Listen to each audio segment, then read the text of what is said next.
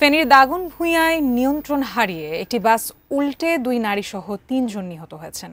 আরও অন্তত ৮ জন আহত হয়েছেন। এ বিষয়ে বিস্তারিত জানাতে ফেনী জেনারেল হাসপাতাল থেকে যুক্ত হচ্ছেন প্রতিনিধি দিদারুল আলম। আলম, আমাদেরকে জানাবেন আকস্মিক এই দুর্ঘটনায় নিহতদের শনাক্ত করা গিয়েছে কিনা এবং আহতদের বর্তমান অবস্থা কি দেখছেন?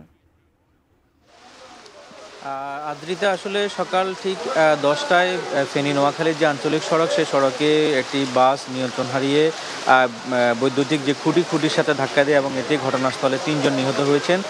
এখন পর্যন্ত আমরা আহতের সংখ্যা প্রায় 10 জনের কাছাকাছি গিয়ে তথ্য পেয়েছি এবং যে ৩ জন নিহত হয়েছেন সে ৩ জন মধ্যে 2 জন নারী রয়েছেন এবং একজন পুরুষ রয়েছেন এবং 2 জন নারীর মধ্যে একজনের পরিচয় শনাক্ত করা গিয়েছে এবং একজন পুরুষের পরিচয় শনাক্ত হয়েছে। তবে এখন পর্যন্ত একজন নারী কিন্তু অজ্ঞাত রয়েছেন এবং এর বাইরে যে 10 জন আহত হয়েছেন তাদের মধ্য থেকে 3 জনকে উন্নত চিকিৎসার জন্য চট্টগ্রাম মেডিকেলে রেফার করা হয়েছে। বাকি 7 জন কিন্তু ফেনী জেনারেল হাসপাতালে এখন পর্যন্ত চিকিৎসা নিচ্ছেন। তবে এই যে মূলত যে দুর্ঘটনাটি, এটি সকালে যে কিন্তু আসলে বৃষ্টি হচ্ছে এবং এই বৃষ্টির কারণেই যে সড়ক, সেই সড়কের যে বাসটি ছিল সেটি আঞ্চলিক মহাসড়কের ফেনী থেকে নোয়াখালী গামী যে বাসটি, সেটি দ্রুত গতিতে থাকার কারণে সেটি নিয়ন্ত্রণ হারিয়ে ফেলে বলে জানায় আমাদেরকে সেখানে থাকা যাত্রীরা। আদ্রিতা।